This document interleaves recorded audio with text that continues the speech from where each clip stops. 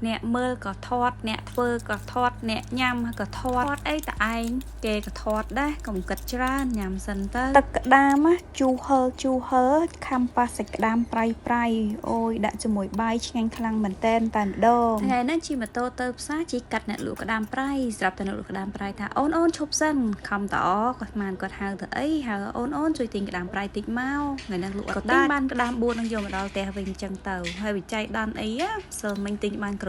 มาល្អផង ก็នឹកឃើញយកមកធ្វើក្តាមប្រៃញ៉ាំតែម្ដងទៅហូបស្លទឹកក្រៀមក្រោះរងថ្ងៃរៀងតលន់ដែរថ្ងៃនេះដូររសជាតិមកញ៉ាំក្តាមប្រៃម្ដងមានអីរសជាតិឆ្ងាញ់របស់គេនិយាយទៅហើយអវល់តែនិយាយភ្លេចតែកច្រាំគ្រឿងរួចរាល់អស់ហើយខ្ទឹមសខ្ទឹមក្រហមគេច្រាំឲ្យម៉ត់ម្ទេសគេច្រាំឲ្យម៉ត់ខ្ញុំដាក់4គ្រាប់ក៏ច្រាំទុក4 5គ្រាប់ទៀតខ្ចីដាក់ពីលើ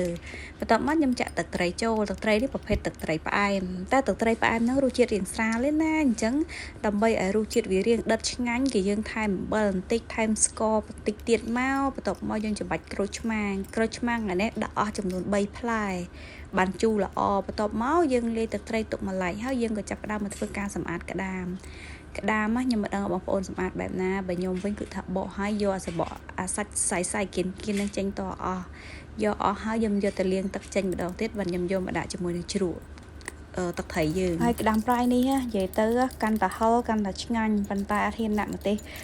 កាច្រាមច្រើនពេកទេដាក់តែ4គ្រាប់ទេហើយខ្ញុំសិតក៏ដាក់ពីលើអ្នកណាញ៉ាំខំញ៉ាំទៅម្ទេសហ្នឹងបេះដើមខ្ចីអញ្ចឹងអត់ហឹរទេហើយបើនិយាយពីទឹកជ្រក់ក្តាមយើងវិញអូយនិយាយពីថាពណ៌ឡើងទៅយកមកស្រូបលើបាយគឺថារសជាតិឆ្ងាញ់ហ្មងអត់ប្រៃទេទឹកត្រីហ្នឹងណាតែចំពោះសាច់ក្តាមវាមានជាតិប្រៃតិចតែទឹកត្រីវិញគឺថាអត់ប្រៃខ្លាំងទេយកមកញ៉ាំមួយបាយគឺថាឆ្ងាញ់ហ្មងរសជាតិទឹកត្រីជូរហឹ